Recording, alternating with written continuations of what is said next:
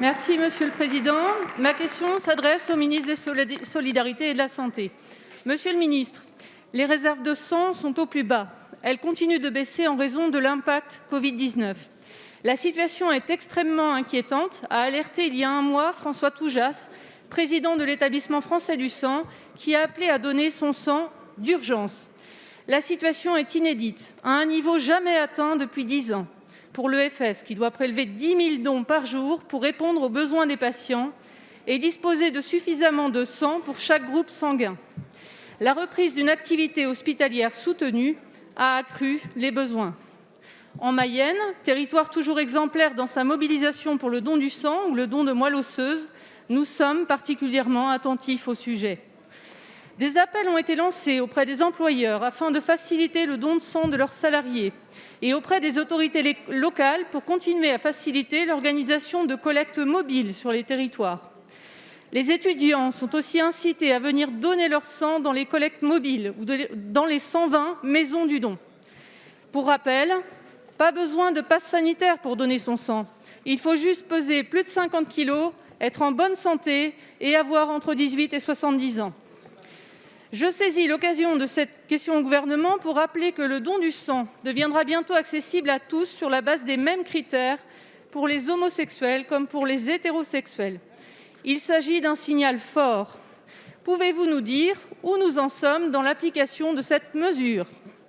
Monsieur le ministre, pouvez-vous relayer devant la représentation nationale l'appel de l'Établissement français du sang afin que nous soyons, chacun de nous, relais de cet appel dans nos territoires pour ce geste si indispensable.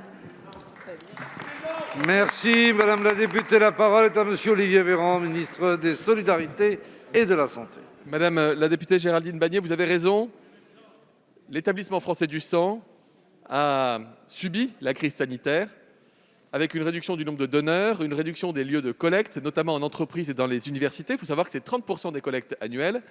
Et pendant les phases de confinement, les stocks ont diminué, malgré l'engagement exemplaire des salariés de l'Établissement français du sang, malgré l'engagement qui n'est plus à démontrer tout aussi exemplaire des bénévoles sur tout le territoire national.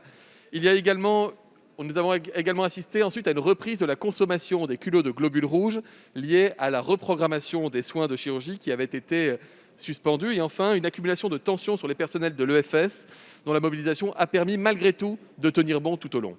Actuellement, le stock de culots de globules rouges est remonté puisqu'il est à 98 816 poches, c'est-à-dire 15,7 jours de réserve. Ça veut dire que la France reste dans les critères d'autosuffisance. Mais vous avez raison, et l'EFS a raison de rappeler la nécessité absolue de retourner pour celles et ceux qui n'y étaient plus allés depuis quelque temps, retourner donner leur sang de manière à pouvoir sauver un maximum de vies. C'est absolument indispensable.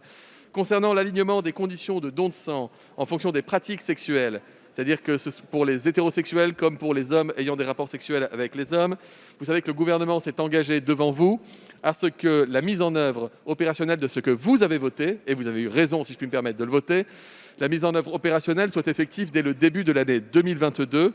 Ça constituera l'aboutissement d'un long travail entre les institutions concernées, les associations de donneurs, mais aussi les associations de receveurs, les autorités sanitaires.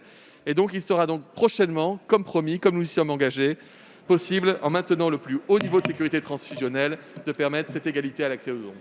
Merci, Monsieur le Ministre. Madame la députée. Je profite des secondes qui me restent pour saluer les 2850 associations et les 750 000 bénévoles du don du sang qui sauvent chaque jour des vies.